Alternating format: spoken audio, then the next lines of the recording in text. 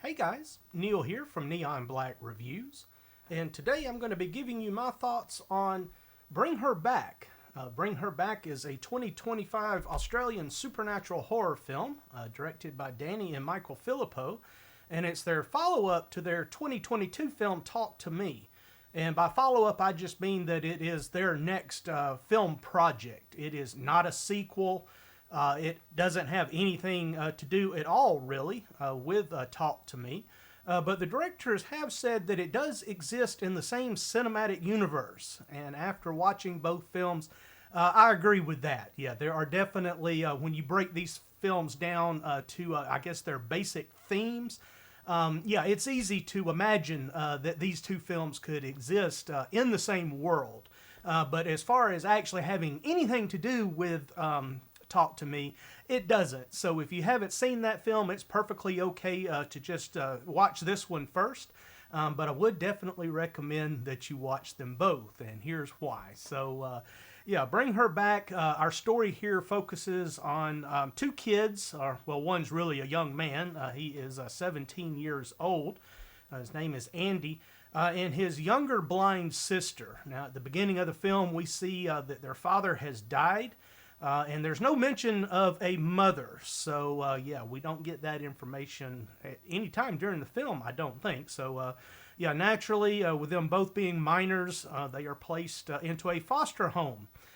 They come into the home of a woman named Laura.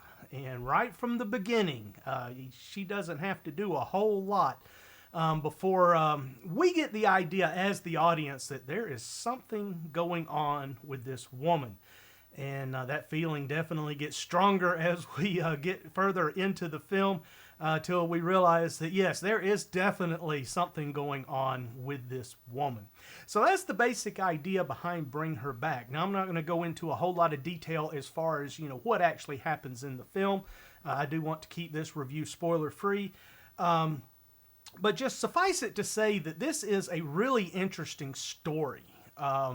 I really like the way that this film is executed. It's one of those films where, well, like a lot of films do, really, unless it's a sequel or something where you've already seen, an original film. You're just dropped into, this world and trying to, to get an idea of what's going on just as fast as you can.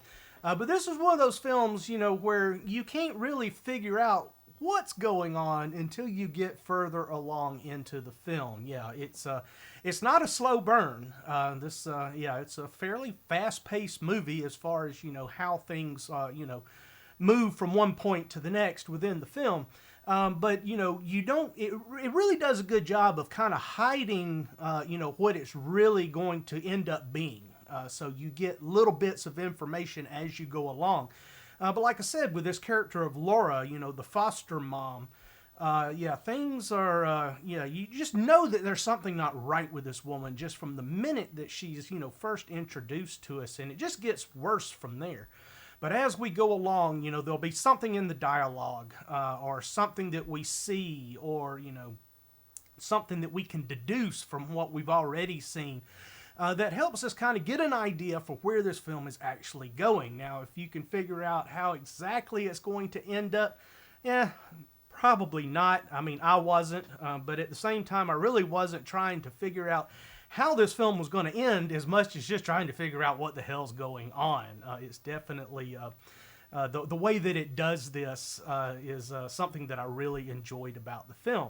So because of that, one of the things that I did appreciate about this film is it doesn't have an exposition scene in it. A lot of times, especially in movies like this, it seems like the writers or the directors or whoever makes the decision, they always feel like we have to have a scene, usually fairly early on in the last act where, it's all just laid out to us. In case you haven't figured it out yet, this is what's going on. You have this scene that exists solely just to, for the exposition, to explain, what we have seen up to that point. This film doesn't do that, which I think is a great idea because, exposition scenes are hit or miss with me.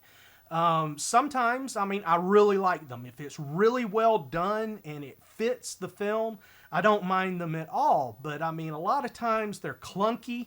They're either poorly written, I feel like the movie's talking down to me, or it's just badly acted. I mean, like the actors don't really want to get behind the scene. I mean, it looks like they're just reading their lines off the cue cards, or a combination of the two. So a lot of times, these exposition scenes, I think, really detract from the film. So the best way to ensure that you don't have a bad exposition scene in your film is to not include one. And that's what they did here with Bring Her Back. So I do applaud the film for that. Because, there's been a few newer films that I have watched here lately that did have an exposition scene in them that I thought the movie could have just done without. Because the other thing that really brings down a film with an exposition scene is if it's not necessary. If I was able to figure out everything up to that point, I don't need you to rehash it for me. So again, Bring Her Back does not make that mistake. So that's one of the things I appreciated with it, that you do get all the information you need just from watching the film and paying attention to it. If you do that, at a certain point during the film, you will realize, what is probably going on, and then that idea will get solidified as you go through the film.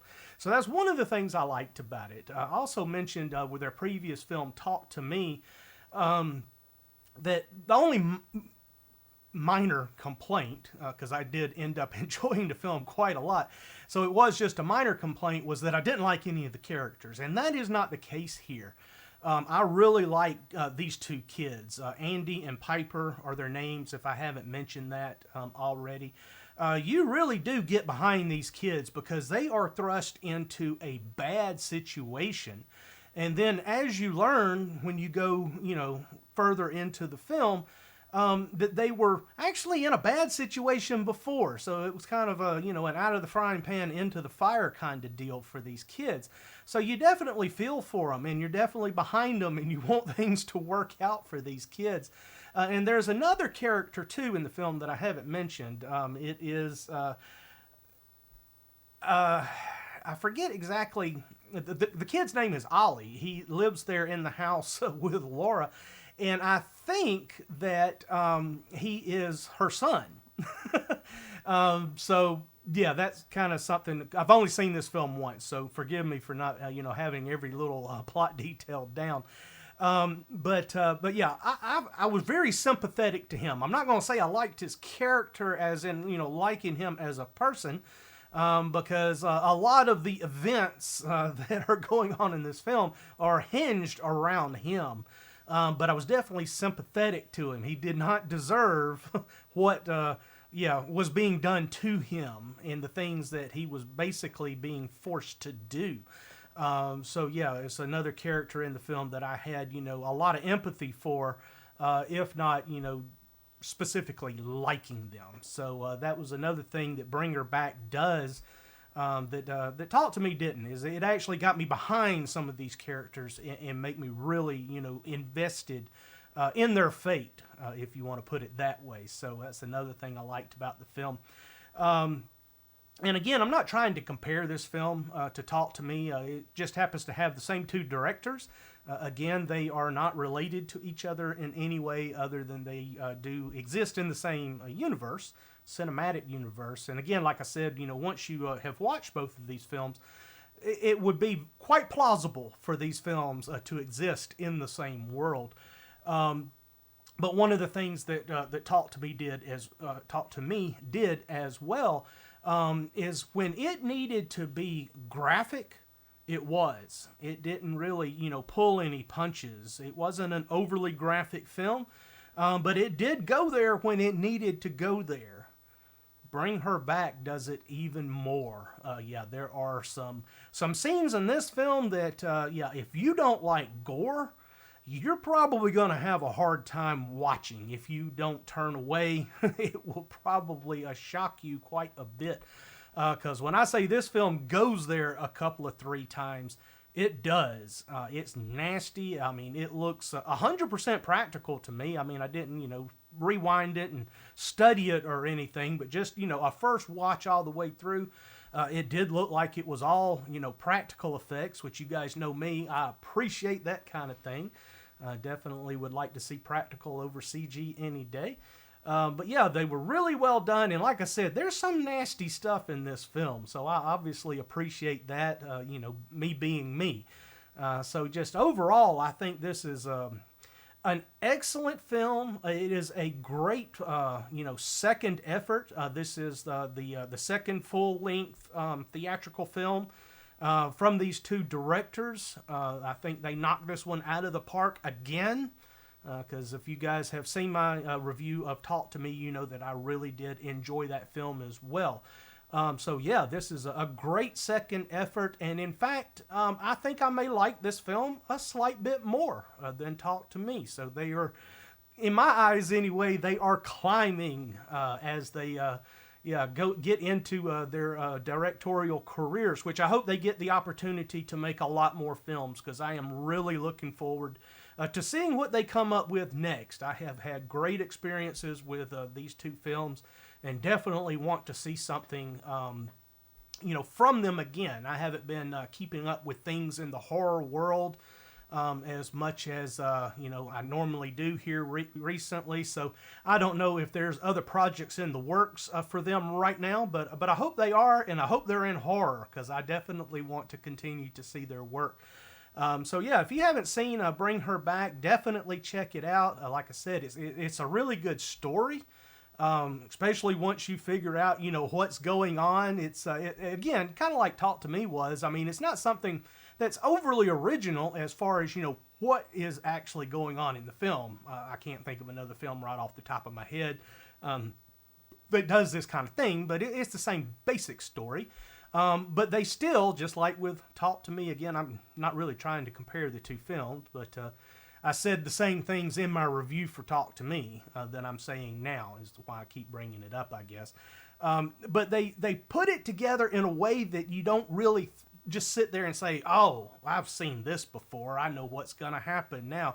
No, it really never made me feel that way. It felt like, this is something fresh. I haven't quite seen it done this way yet, And you just add in the fact that I was behind these characters and that I liked the story, the way that it was progressing through the film, even all the way up to the end. I think it's got a good ending. The ending, for you, I guess, to really understand exactly what happens, you do have to kind of be paying attention earlier in the film to know why it resolved itself the way that it did. But yeah, I mean, it was all there. Nothing just comes out of left field. So I did like the way that it, resolved itself as well. But just looking back at it, I was like, okay, yeah, I have seen a film that's, basically about the same thing. I've just never seen it done this way. And I really liked what I saw. And again, I think the acting was great. Laura, who is the foster mother, I think she did a great job playing this woman who's basically batshit crazy. I think she did a great job, and just great jobs all around, from the direction. The cinematography in this film was pretty interesting at times too. Can't bring any of examples without going into kind of too much detail for the film.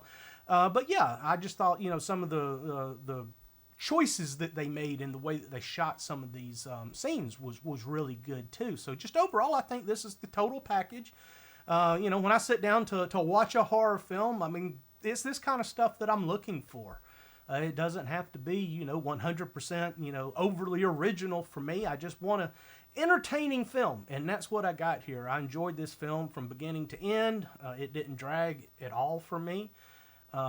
Definitely kept me engaged and wanting to see where it was going to end up. So if you haven't seen Bring Her Back, definitely check it out. And if you have seen it, drop me a comment. Let me know what you think. I always like to hear what you guys have to say. And if you haven't already subscribed to the channel, go ahead and do that as well while you're here. Just click that subscribe button, hit the bell next to it, and turn on those notifications. And that way you'll never miss a review.